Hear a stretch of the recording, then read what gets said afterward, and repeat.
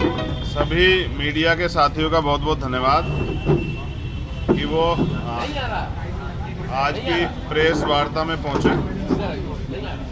जैसा कि मैं यहाँ सदर 322 पे प्रत्याशी और आपके माध्यम से गोरखपुर के लोग अपने प्रत्याशी के विषय में जानना चाहते हैं, फिर प्रिंट मीडिया के माध्यम से हम लोग प्रयास करेंगे कि अपनी बातों को उन तक पहुँचा दें। लेकिन मैंने कल कहा था कि कुछ जो ज़रूरी चीज़ें हैं जिन पे बात होनी चाहिए, तो वो 5-6 पॉइंट है, पहले मैं उन पे अपनी बात रख दूं, फिर जो आपके सवाल होंगे उन पे भी अपनी बात रखूंगा। तो धन्यवाद के साथ सबसे पहला विषय है, गोरखपुर यूनिवर्सिटी में एक बच्ची थी प्रियंका भारती। मैं पिछली बार भी उनके घर आया था। उसमें 302 में मुकदमा दर्ज हुआ, कोई गिरफ्तारी नहीं हुई। बताया जाता है कि जो जिन पे मुकदमा हुआ था, जो विभागाध्यक्ष थी दिव्या रानी जी, वो मुख्यमंत्री जी के करीबी, इसलिए उन पे कोई कार्रवाई नहीं। और अभी तो खबर है कि एफआईआर लगी है। उससे भी बड़ी बात ये है कि जो SC/ST एक्ट का कंपनसेशन का पैसा, 1 पैसा उनको नहीं दिया गया, क्योंकि अधिकारियों का कहना ये है कि अगर इनको पैसे मिलेंगे तो कोर्ट जाएंगे लड़ने के लिए, और अधिकारी चाहते हैं कि वो कोर्ट ना जाए।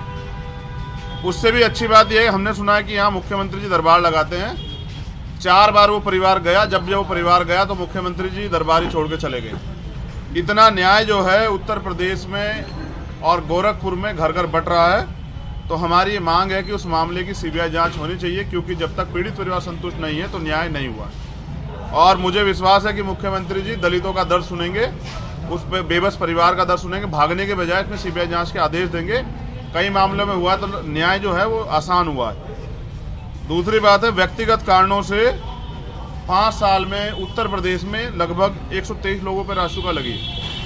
उनमें से एक मैं भी हूँ, जिसका दोष ये था कि वो अपने समाज के हितों की लड़ाई लड़ रहे थे। 123 में से कोर्ट ने 102 मामले खारिज कर दिए, क्योंकि वो कहीं ना कहीं राजनीतिक साजिश के थ्रू लगाए गए थे।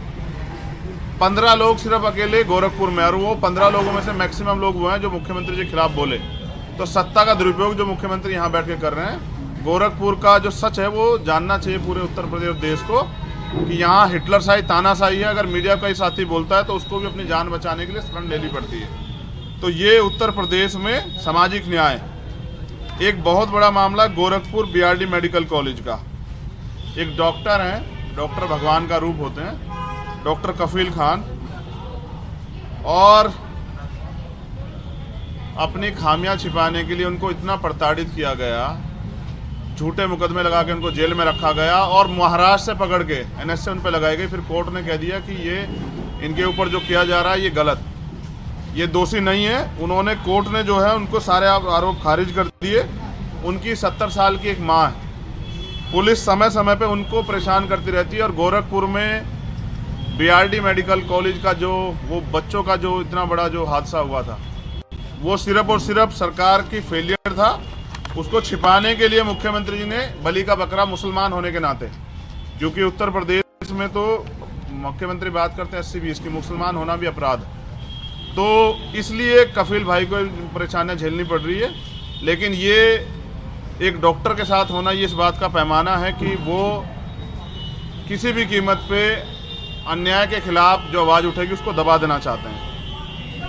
मुख्यमंत्री जी अपराध मुक्त की बात करते हैं, लेकिन गृह जनपद गोरखपुर में अगर कोई पर्यटन के लिए घूमने आए, जहाँ 2-3 हज़ार करोड़ रुपए लगा के जो पर्यटन के काम की बात चल रही है, तो यहाँ की पुलिस जो है वो होटल में घुस के कमरे में पीट के लोगों को मार देती है। और एक बड़ा उदाहरण मनीष गुप्ता जी का आपके सामने, ये है गोरखपुर की कानून व्यवस्था। एक और मामला आपकी जानकारी में, 18 दिन बाद 2 बच्चों का शव मिला। उनके परिवार के लोग कल जाम लगाए हुए थे। घटना खोलने के नाम पे पता नहीं किसे जेल भेज दिया है। परिवार संतुष्ट नहीं है, लेकिन क्योंकि हम आने वाले थे तो प्रयास करके उनको मैनेज कर रहे हैं। वो परिवार भी अभी हमसे मिलेंगे, क्योंकि यहाँ अपराधियों को नहीं, कथनी करनी फर्क होने कारण अपराधियों को तो संरक्षण दिया जा रहा है, लेकिन लोगों की जान जा रही। एक संजू देवी और महिला थी, अब ये कह रहे हैं कि ये राम राज्य है, वहीं उनकी गोली मार के हत्या की गई परसों रात। तो ये गोरखपुर है। एक यहाँ प्रोफेसर हैं कमलेश गुप्ता जी, जो हिंदी विभाग दीनदयाल जो गोरखपुर विश्वविद्यालय है उसमें विभागाध्यक्ष के जिम्मेदार थे।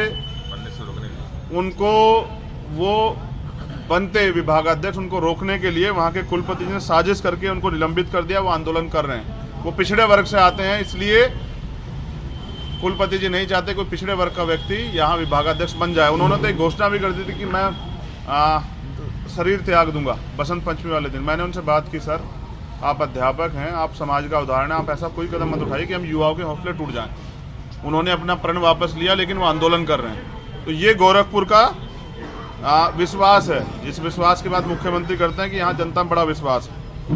2018 में गोरखपुर विश्वविद्यालय में असिस्टेंट प्रोफेसरों की भर्ती हुई थी, और गजब की बात यह है कि मुख्यमंत्री ने सब जाति के बड़े पैमाने पर लोग वहां स्थापित करा दिए। एक लिस्ट है पूरी, और मीडिया के साथियों से पता लगा कि जो लिस्ट 2 दिन पहले रिलीज हो गई थी कि भाई ये लिस्ट हो सकती है संभावित, वही लिस्ट वहां जात पैमाने पे थी।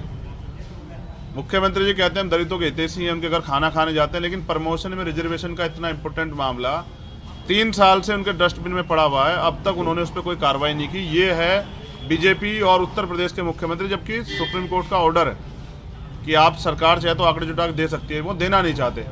इससे क्या होगा, एक तो प्रमोशन रिजर्व होगा तो दलितों को सशक्तिकरण मिलेगा, दूसरा बैकलॉग आएगा तो नई नियुक्तियां होगी। तो ये भी मुख्यमंत्री नहीं कर पा रहे। 69 शिक्षक भर्ती का मामला आप जानते हैं, और मैं पूरी जिम्मेदारी से कह रहा हूँ मुख्यमंत्री इसके बाद चाहे मेरे ऊपर मुकदमा करा दें। 69 शिक्षक भर्ती में घोटाला हुआ था, मुख्यमंत्री जी ने एक्सेप्ट किया, 6800 वैकेंसी रिलीज की, कोर्ट ने भी कह दिया को मिलना चाहिए, लेकिन घोटाला करने वाले की जगह जेल में होनी चाहिए नहीं होनी चाहिए। उन पे 420 का मुकदमा दर्ज होता, लेकिन करे कौन? पुलिस प्रशासन तो नतमस्तक है। तो जिस मुख्यमंत्री को, जैसे ओम प्रकाश चौटाला जेल रहे थे, जिस मुख्यमंत्री को जेल जाना चाहिए था, वो लोगों कह रहे हैं कि सरकार गर्मी ठंडी कर देंगे, शिमला बना देंगे।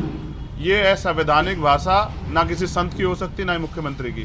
तो मैं तो चाहता हूं कि जितना जल्दी सरकार बदलेगी तो हम मुख्यमंत्री जी पे 69 शिक्षक भर्ती में जो पिछड़े दलितों का हक छीना 20,000 पदों का, घोटाले में जांच करवा के मुकदमा दर्ज करवा के मुख्यमंत्री जी को जेल भेजेंगे। मुख्यमंत्री जी सुन लें। और अब मैं चंद्रशेखर आजाद, सहारनपुर उत्तर प्रदेश का रहने वाला, मुख्यमंत्री जी से नजदीक हूँ। वो उत्तराखंड का है, मैं उत्तर प्रदेश का हूँ। हम पिछले 5 साल यहाँ लड़ते रहे, और अब भी हम गोरखपुर लड़ने के लिए, क्योंकि हमने घोषणा की थी जहाँ से मुख्यमंत्री लड़ेंगे हम लड़ेंगे। मुख्यमंत्री जी पहले अयोध्या कहते रहे, फिर मथुरा, और उसके बाद रिवर्स गैस लगाया। मैंने पहली बार देखा कि रिवर्स भी 4th गियर होता है, सीधे अयोध्या। और अयोध्या में भी बड़ा खेल किया है परिसीमन में।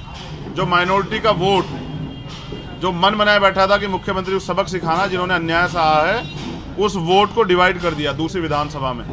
इस परिसीमन पे भी दोबारा बड़ा काम होगा। जैसे गोरखपुर की जनता ने TN सिंह जी को सबक सिखाया 1971 में, जैसे गोरखपुर की जनता ने उपचुनाव में इनको सबक सिखाया, ऐसे ही इस बार के विधानसभा चुनाव में भी गोरखपुर की जनता मुख्यमंत्री जी को सबक सिखा के बताएगी कि ना तो गोरखपुर की जनता गुलाम है, वो लड़ने वाले को पसंद करते हैं, ना ही मुख्यमंत्री जी यहाँ के तानाशाह हिटलर है, ना ही मालिक।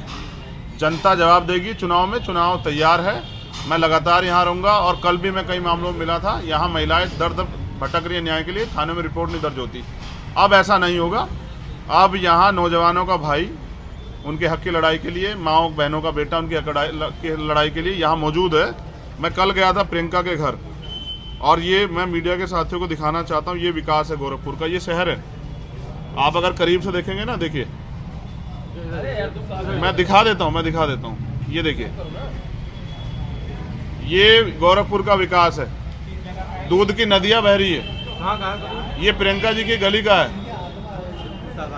कौन सी जगह? शिवपुर का, नगर में ही है, शिवपुर शहबाज का। देखिए, ये गोरखपुर में दूध की गंगा नदियां